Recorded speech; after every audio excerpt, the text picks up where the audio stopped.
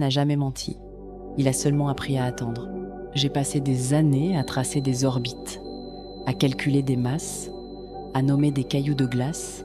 Puis, elle est apparue, pas sur les écrans, dans l'air, une traînée pâle, comme une cicatrice ouverte sur la voûte.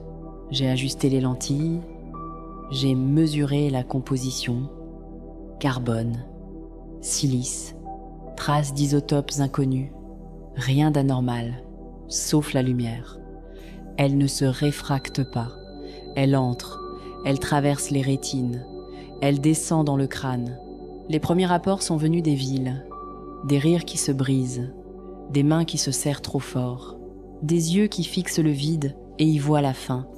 Pas une épidémie, une résonance. La comète n'émet pas de virus.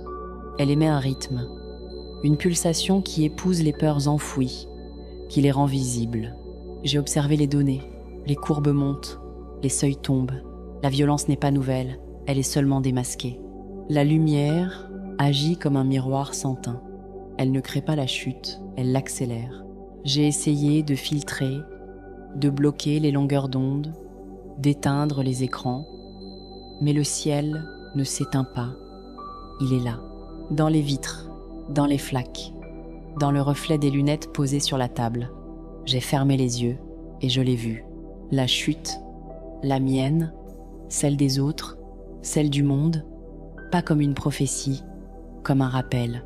Le cosmos n'est pas cruel, il est neutre.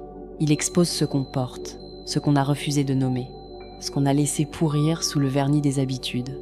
J'ai pas cherché à la détruire. On ne tue pas un phénomène. On s'y ajuste. J'ai recalibré les antennes. Non pour bloquer, pour harmoniser.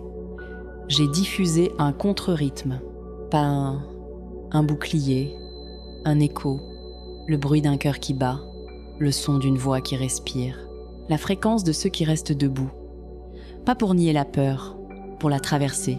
La lumière a hésité, les courbes ont fléchi, les cris se sont tus, pas parce que le ciel a changé, parce que nous avons cessé de fuir notre propre ombre. La comète poursuit sa route. Elle ne s'arrête pas, elle n'a pas besoin de s'arrêter. Le sang des étoiles n'est pas une malédiction, c'est un révélateur. Et quand la lumière traverse enfin les yeux sans les brûler, il ne reste plus qu'à regarder, à respirer, à rester. Le ciel est toujours là, mais nous aussi. Merci d'avoir partagé ce cauchemar. Abonnez-vous pour ne pas manquer le prochain secret.